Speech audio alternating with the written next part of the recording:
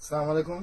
আমি মোহাম্মদ লাবু মিয়া। আমার হাতে যে বাঁশিটা আছে জি বেস, যারা শিক্ষার্থী তারা এই স্কেলটাই খুব ভালো লাগার বাঁশি। এটা সেমি স্কেলও আছে। আপনারা আসবেন আমার শপে এবং আপনারা দেখবেন আমার ছেলে মেয়েরাও যারা তারা সবাই আপনাকে দেখিয়ে দিবে।